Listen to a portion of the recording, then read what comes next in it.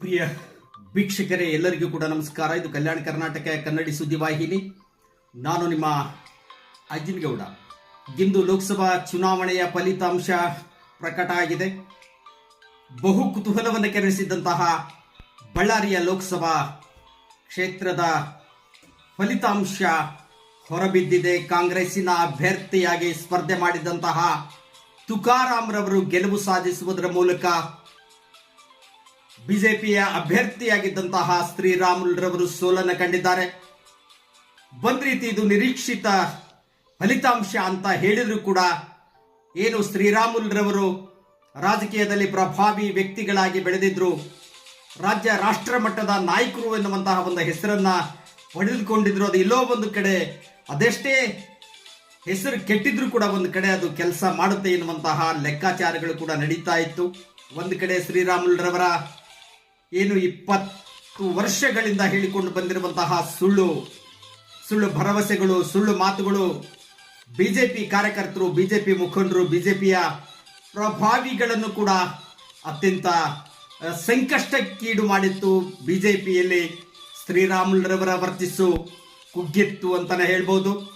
ಇಂತಹ ಒಂದು ಸಂದರ್ಭವನ್ನ ಸದುಪಯೋಗ ಪಡಿಸಿಕೊಂಡಿದೆ ಕಾಂಗ್ರೆಸ್ ಪಕ್ಷ. ತುಕಾರಾಮ್ ರವರನ್ನ ಯಾವತ್ತು ಕಾಂಗ್ರೆಸ್ಸಿನ ಬಳ್ಳಾರಿ ಲೋಕಸಭಾ ಅಭ್ಯರ್ಥಿ ಅಂತ ಘೋಷಣೆ ಮಾಡಿತು, ಅವತ್ತೇ ಶ್ರೀರಾಮುಲು ರವರಿಗೆ ಟಫ್ ಫೈಟ್ ಎನ್ನುವಂತಹ ಒಂದು ಲೆಕ್ಕಾಚಾರದ ಮಾತುಗಳು, ಚರ್ಚೆ ಮಾತುಗಳು ಕೂಡ ನಡೆದವು. ತುಕಾರಾಮ್ ಒಬ್ಬ ಸಚ್ಚಾರಿತ್ರ್ಯ ಇರುವಂತಹ ವ್ಯಕ್ತಿ, ಒಳ್ಳೆ ಚಾರಿತ್ರ್ಯ ಇರುವಂತವರು, ಸಜ್ಜನರು, ಸಾತ್ವಿಕರು. ಈಗಾಗಲೇ 4 ಬಾರಿ ಸಂಡೂರು ವಿಧಾನಸಭಾ ಕ್ಷೇತ್ರದಿಂದ ಶಾಸಕರಾಗಿ ಆಯ್ಕೆಯಾಗಿರುವಂತಹ ಅವರ ಬಗ್ಗೆ ಒಳ್ಳೆಯ ಮಾತುಗಳು ಕೂಡ ಕೇಳಿ ಬರ್ತಾ ಇದ್ದವು. ಶ್ರೀರಾಮುಲು ರವರನ್ನ ಸ್ವತಃ ಬಿಜೆಪಿಯಲ್ಲೇ ಒಳಗೊಳಗೆ ವಿರೋಧಿಸುವಂತಹ ಕೆಲವು ಹಿರಿತಲೆಗಳು, ಯುವಕರು, ಅವರಿಂದ ವಂಚನೆಗೊಳಗಾದಂಥವರು ಕೂಡ ಒಳಗೊಳಗೆ ಇರುಸು ಮುರುಸು ಮಾಡ್ತಾ ಇದ್ರು ಶ್ರೀರಾಮುಲು ರವರ ಬಗ್ಗೆ. ಇಂತಹ ಒಂದು ಫಲಿತಾಂಶ ಏನಾಗುತ್ತೆ ಎನ್ನುವಂತಹದ್ದು ಇವತ್ತು ಬಹಿರಂಗಗೊಂಡಿದೆ. ಅದರಲ್ಲೂ ಕೂಡ ವಿಶೇಷವಾಗಿ ವಿಜಯನಗರ ಜಿಲ್ಲೆ ಹೂವಿನಹಡಗಲಿ ತಾಲೂಕಿನಲ್ಲಿ ಏನು ಪಿ ಟಿ ಪರಮೇಶ್ವರ ನಾಯ್ಕರವರು ಈಗ 1 ವರ್ಷದ ಹಿಂದೆ ಕಾಂಗ್ರೆಸ್ ಪಕ್ಷದ ಅಭ್ಯರ್ಥಿಯಾಗಿ ಸ್ಪರ್ಧೆ ಮಾಡಿದ್ರು. ಅಲ್ಪ ಮತದಲ್ಲಿ ಅವರು ಸೋಲನ್ನು ಕಂಡಿದ್ರು. ಆ ಸೋಲಿನ ಸೇಡನ್ನು ತೀರಿಸಿಕೊಳ್ಳುವಲ್ಲಿ ಕಾಂಗ್ರೆಸ್ ಪಕ್ಷದ ಕಾರ್ಯಕರ್ತರು, ಮುಖಂಡರು ಅತ್ಯಂತ ಹುರುಪು ಹುಮ್ಮಸ್ಸಿನಿಂದ ಪಕ್ಷ ಸಂಘಟನೆಯ ಮೂಲಕ 1 ವರ್ಷದಲ್ಲಿ ಮತ್ತೆ ಲೋಕಸಭಾ ಕ್ಷೇತ್ರದ ಕಾಂಗ್ರೆಸ್ ಅಭ್ಯರ್ಥಿ ತುಕಾರಾಮ್ ರವರ ಗೆಲುವಿಗೆ ಪ್ರಮುಖ ಪಾತ್ರವನ್ನು ವಹಿಸುವುದರ ಮೂಲಕ ಪಕ್ಷ ಇಲ್ಲಿ ಸುಭದ್ರವಾಗಿದೆ ಎನ್ನುವಂತಹದ್ದನ್ನ ತೋರಿಸಿಕೊಟ್ಟಿದ್ದಾರೆ. ದೇವೇಂದ್ರಪ್ಪನವರ ಚುನಾವಣೆಯಲ್ಲಿ ಬಿಜೆಪಿ ಹೂವಿನಡಗಲಿ ಕ್ಷೇತ್ರದಿಂದ 14,500 ಮತಗಳ ಅಂತರದಲ್ಲಿ ದೇವೇಂದ್ರಪ್ಪನವರ ಗೆಲುವನ್ನು ಸಾಧಿಸಿದ್ರು. ಲೀಡನ್ನ ನೀಡಿತ್ತು ಹೂವಿನಡಗಲಿ ಕ್ಷೇತ್ರ. ಆದರೆ 14,500 ಮತಗಳನ್ನ ಒಡೆದು ಹಾಕಿ 8,445 ಮತಗಳ ಒಂದು ಗೆಲುವನ್ನ, ಲೀಡನ್ನ ಕೊಡುವುದರ ಮೂಲಕ ತುಕಾರಾಮ್ ರವರ ಗೆಲುವಿನಲ್ಲಿ ಪ್ರಮುಖ ಪಾತ್ರವನ್ನು ವಹಿಸಿದೆ ಹೂವಿನಡಗಲಿ. ವಿಜಯನಗರ ಜಿಲ್ಲೆಯ ಹೂವಿನಡಗಲಿ ವಿಧಾನಸಭಾ ಕ್ಷೇತ್ರ ಅಂತ ಹೇಳ್ಬೋದು. ಪಿ ಟಿ ಪರಮೇಶ್ವರ ನಾಯ್ಕರವರು ಅತ್ಯಂತ ಸಂಘಟನಾತ್ಮಕವಾಗಿ ಎಲ್ಲ ಕಾರ್ಯಕರ್ತರನ್ನ, ಮುಖಂಡರನ್ನ ವಿಶ್ವಾಸಕ್ಕೆ ತೆಗೆದುಕೊಳ್ಳುವುದರ ಮೂಲಕ ಈ ಒಂದು ಲೋಕಸಭಾ ಚುನಾವಣೆಯಲ್ಲಿ ಪ್ರಾಮಾಣಿಕವಾದಂತಹ ಕರ್ತವ್ಯವನ್ನು ನಿರ್ವಹಿಸಿದರ ಪ್ರತಿಫಲವಾಗಿ ಜಯ ಸಿಕ್ಕಿದೆ ಕಾಂಗ್ರೆಸ್ಗೆ. 2020 ನಡೆದಂತಹ ಲೋಕಸಭಾ ಚುನಾವಣೆಯಲ್ಲಿ ಕರುಣಾಕರ್ ರೆಡ್ಡಿ ಅವರು ಜಯ ಗಳಿಸಿದ್ರು ಬಿಜೆಪಿಯಿಂದ. ಆವತ್ತಿನಿಂದ ಇವತ್ತಿನವರೆಗೂ ಕೂಡ ಕಾಂಗ್ರೆಸ್ಸಿನ ಭದ್ರಕೋಟೆ ಅಂತಾನೆ ಕರೆಸಿಕೊಳ್ತಿದ್ದಂತಹ ಬಳ್ಳಾರಿ ಲೋಕಸಭಾ ಕ್ಷೇತ್ರ ಕಾಂಗ್ರೆಸ್ನಿಂದ ಕೈ ತಪ್ಪಿತ್ತು. ಮಧ್ಯೆ ಉಪಚುನಾವಣೆಯಲ್ಲಿ 4-6 ತಿಂಗಳು ಉಗ್ರಪ್ಪನವರು ಉಪಚುನಾವಣೆಯಲ್ಲಿ ಗೆದ್ದಿದ್ದನ್ನು ಹೊರತುಪಡಿಸಿದ್ರೆ 20 ವರ್ಷಗಳ ಕಾಲ ಕಾಂಗ್ರೆಸ್ ಕೈ ತಪ್ಪಿತ್ತು ಬಳ್ಳಾರಿ ಲೋಕಸಭಾ ಕ್ಷೇತ್ರ. 1999ರಲ್ಲಿ ಸೋನಿಯಾ ಗಾಂಧಿ ಅವರು ಸ್ಪರ್ಧಿಸಿದಂತಹ ಒಂದು ಕ್ಷೇತ್ರ ಬಳ್ಳಾರಿ ಲೋಕಸಭಾ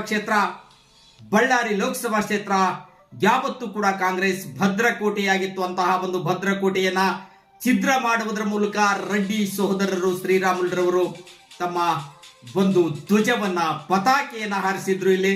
ಆದ್ರೆ ಮತ್ತೆ ಕಾಂಗ್ರೆಸ್ ಬಳ್ಳಾರಿ ಲೋಕಸಭಾವನ್ನ ವಶಪಡಿಸಿಕೊಳ್ಳುವುದರ ಮೂಲಕ ವಿಜಯದ ನಗೆ ಬೀರಿದೆ. ಇದೊಂದು ರೀತಿ ಸುಳ್ಳು ಮತ್ತು ಸತ್ಯದ ಮಧ್ಯೆ ನಡೆಯುವಂತಹ ಹೋರಾಟ ಎನ್ನುವಂತಹದ್ದನ್ನ ಕಾಂಗ್ರೆಸ್ನ ಮಾಜಿ ಸಚಿವರಾದಂತಹ ಪಿಟಿ ಪರಮೇಶ್ವರ್ ನಾಯ್ಕರು ಸೇರಿದಂತೆ ಜಹಮೀರ್ ಅಹಮದ್ ಖಾನ್ ರವರು, ಏನು ಸಿರಾಜ್ ಶೇಖ್ ಅವರು, ಎಲ್ಲ ನಾಯಕರು ಕೂಡ ಒಂದು ತುಲನೆಯನ್ನ ಮಾಡ್ತಾ ಇದ್ರು, ಹೋಲಿಕೆಯನ್ನು ಕೊಡ್ತಾ ಇದ್ರು. ಸತ್ಯ ಮತ್ತು ಪ್ರಾಮಾಣಿಕೆ ಸುಳ್ಳಿನ ಮಧ್ಯೆ ನಡೀತಿರುವಂತಹ ಒಂದು ಹೋರಾಟ ಈ ಬಳ್ಳಾರಿ ಲೋಕಸಭಾ ಚುನಾವಣೆ. ತುಕಾರಾಮ್ ಮತ್ತು ಶ್ರೀರಾಮುಲುರವರ ಮಧ್ಯೆ ನಡೀತಿರುವಂತಹದ್ದು ಸುಳ್ಳು ಮತ್ತು ಸತ್ಯದ ಮಧ್ಯದ ಹೋರಾಟ ಎನ್ನುವಂತಹ ಒಂದು ಮಾತುಗಳನ್ನ ಹೇಳ್ತಾ ಇದ್ರು. ಅದು ಸತ್ಯ ಆಗಿದೆ. ಇವತ್ತು ಏನು 20 ವರ್ಷಗಳಿಂದ ರಾಜಕಾರಣದಲ್ಲಿ ಸುಳ್ಳಿನ ಸೌಧವನ್ನ ಕಟ್ಟುವುದರ ಮೂಲಕ ಅಧಿಕಾರವನ್ನ ಆಳಿದ್ರು.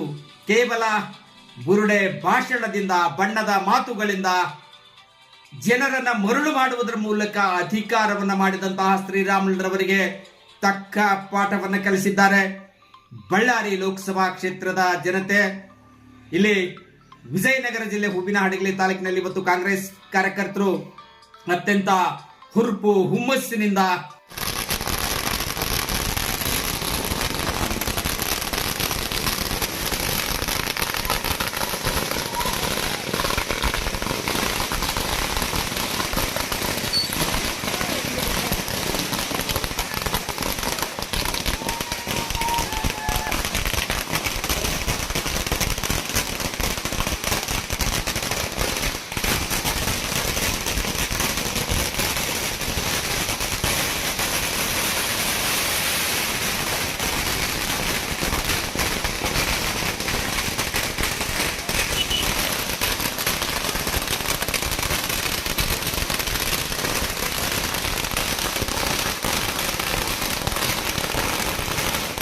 ವಿಜಯೋತ್ಸವವನ್ನು ಆಚರಿಸಿದ್ರು. ಶಾಸ್ತ್ರಿ ವೃತ್ತದಲ್ಲಿ ಮಾಜಿ ಸಚಿವರಾದಂತಹ ಪಿಟಿ ಪರಮೇಶ್ವರ್ ನಾಯ್ಕರವರಿಗೆ ಹಾರ ತುರಾಯಿಯನ್ನು ಹಾಕುವುದರ ಮೂಲಕ ಪಿಟಿ ಪರಮೇಶ್ವರ್ ನಾಯ್ಕರಿಗೆ ಜಯ ಘೋಷಣೆಯನ್ನ, ತುಕಾರಾಮ್ರವರಿಗೆ ಜಯ ಘೋಷಣೆಯನ್ನ ಕೂಗುವುದರ ಮೂಲಕ ಸಂಭ್ರಮಿಸಿದ್ರು. ಅಲ್ಲದೆ ಮಾಜಿ ಸಚಿವರಾದಂತಹ ಪಿಟಿ ಪರಮೇಶ್ವರ್ ನಾಯ್ಕರ ನಿವಾಸದಲ್ಲಿಯೂ ಕೂಡ ಕ್ಷೇತ್ರದ ಎಲ್ಲೆಡೆಯಿಂದ ಬಂದಂತಹ ಕಾಂಗ್ರೆಸ್ನ ಕಾರ್ಯಕರ್ತರು ಹಾರ ತುರಾಯಿ ಹಾಕುವುದರ ಮೂಲಕ ಅವರನ್ನ ಸನ್ಮಾನಿಸಿ, ಗೌರವಿಸಿ ವಿಜಯೋತ್ಸವವನ್ನು ಆಚರಿಸಿ ಸಂಭ್ರಮಿಸಿದ್ರು.